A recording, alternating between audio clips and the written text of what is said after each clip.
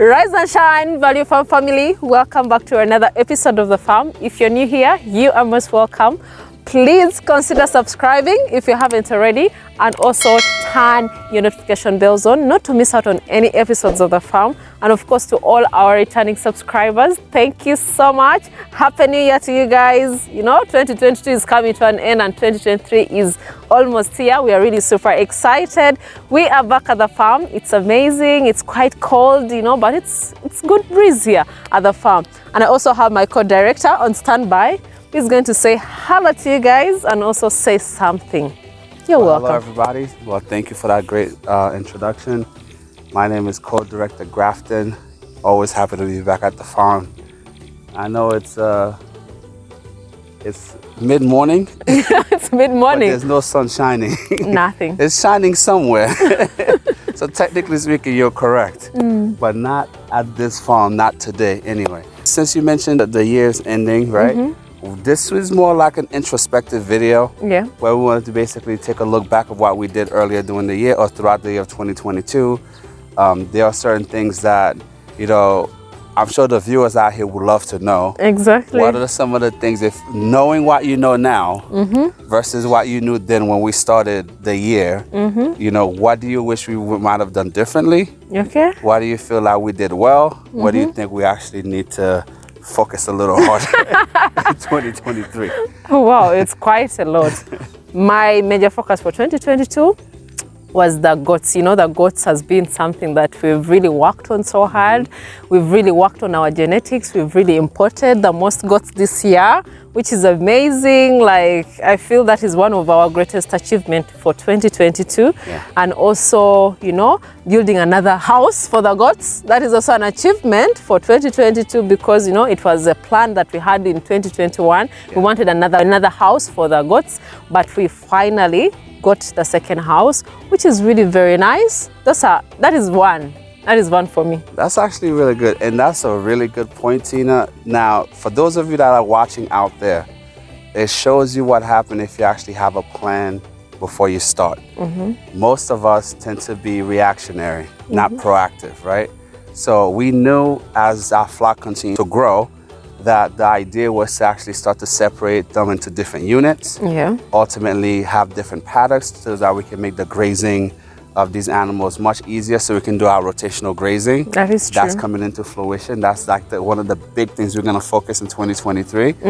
But coming into 2022, we knew we needed more space because, again, not just in terms of creating the perfect balance with the new goats that we have that we wanted to import, but we also knew that we also wanted to start digging a little bit deeper into focusing on sheep production. Yeah, oh my God.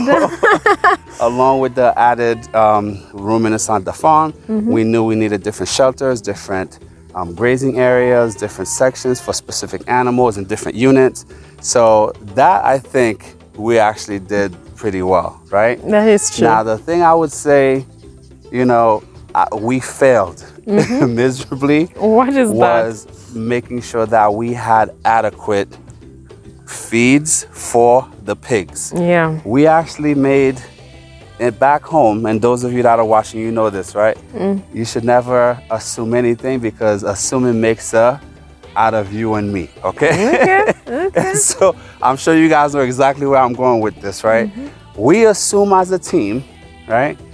Where when we did our calculation, based on the amount of land that we have available for us for grazing, we allocated a specific area specifically for grazing the greater number of goats that we were anticipating on having, as well as the sheep. So we did not actually plant as much maize as we should have. And the reason we didn't do that is because we were under the impression that since the price of maize was so affordable, that we could weather that at least a season without having to plant adequate maize. And that, my dear good people out there from all over the world, that was a colossal mistake. And there's something that, and where I'm from, right, there are times that there's a saying, you should never let your mouth write a check that your body can't cash. Well, in this instance, we allow our hubris to write a check that we ended up having to pay a hefty price for. Yeah. So going into 2023, we've already mapped out the areas that we're gonna correct that mistake. And for those of you, it's okay if you don't have big land. You should always see if you can find your neighbors that might actually have more than enough land that they're not using. Yeah. And the only way you're gonna find out what they're gonna do with that land is if you place a call.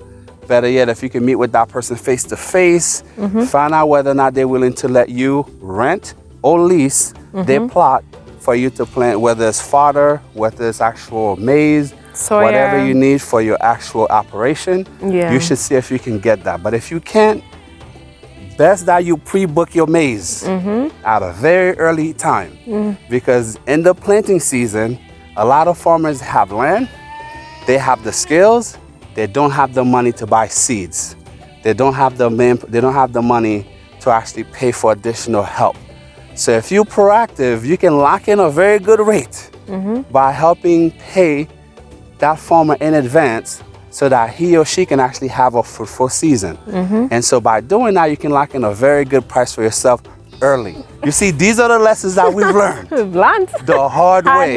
That you guys don't have to suffer as we did over these last 2 seasons, right? What else would you like to add? Oh my God, still on the goats, the biggest achievement that we had this year was about having our flock corrected properly. Yes. We called off the non-performing goats and the goats that we wanted to get rid of immediately. I think that is something that was really so good for us because at least we maintained, you know, the quality ones, the cream in the farm in terms of goats. So I think that is one of the things that we really focused on, and it is a great achievement to us. So we only have at least the quality ones, the ones that we used to, you know, that never performed properly, that were sick. Those ones were all called off and we started afresh, and the goats are now moving on very well. And also now, of course, we had vets coming here and there. Now we have a full-time vet at the farm. I think that is a blessing. That's something we did right. Ending 2022, going into 2023. Exactly. I would have to say, out of everything we've mentioned so far, hiring young vet Dr. David was a blessing. Thank you again, Dr. Nicholas. Our trip to Kenya has been incredibly fruitful. It was one of those things that we did. It was definitely an educative experience for all of us. It definitely broadened our horizon, particularly into sheep farming, right? And but also finding a qualified vet that can be on the ground, that full can time, actually be here when, you know, instead of guessing what might be wrong, this person actually knows what to do and how to fix it. You know, being able to sleep at night now becomes the norm because when you have a flock the size that we're trying to get to, and then the dreaded phone calls you would get in the middle of the night, or this goat died, or this sheep died, or this pig is unwell, and you constantly being in the dark, trying to reach out to different vets who really don't want to come to your farm at 2 o'clock in the morning. Well, now we have somebody here, so I'm very grateful for that.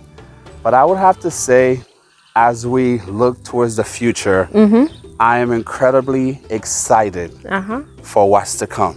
What is because, that? No, in general, right? Because now that we've been at this farm for a little over a year, we've come very far very quickly. We've taken our lumps, but overall, I would say even though some of the mistakes we made were costly, both emotionally, financially, psychologically, if I had to do it all over again, I don't see much I would do differently apart from having a vet right from the beginning.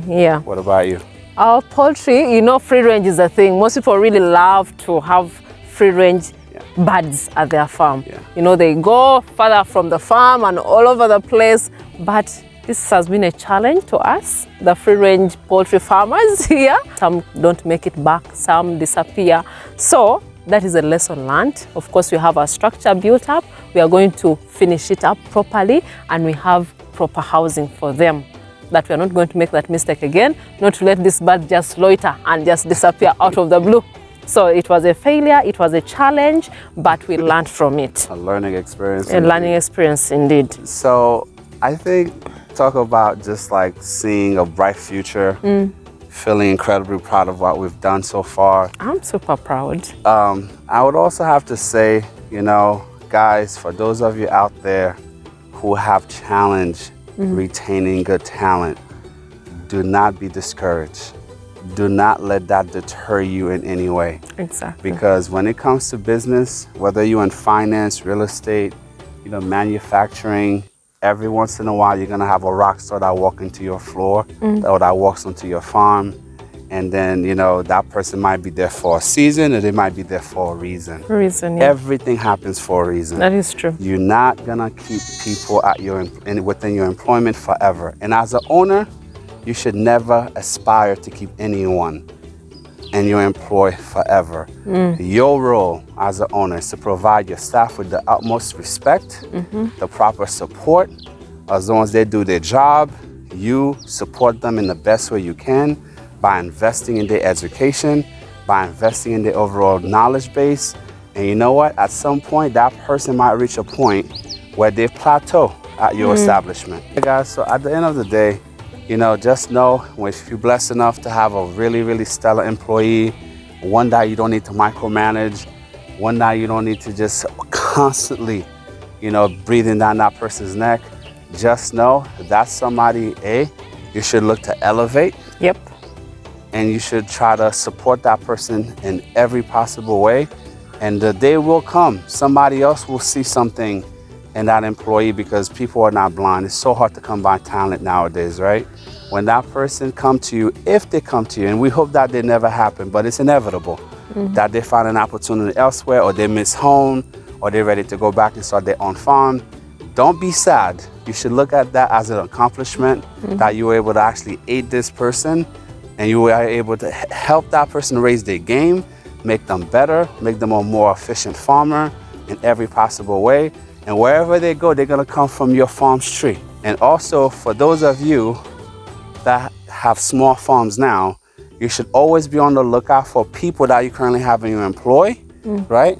That's actually going to ultimately, you should look at these folks as a way to elevate them, right? Meaning, you might already have your farm manager or section managers in place, but you should always have them in the training program, in the management training program, where you start to give them more responsibility with record keeping, actually doing inventory at your farm. At the farm. And so that way that you actually have them in the weight, so that when you do expand your farm, you actually already have your talent pool already well vetted.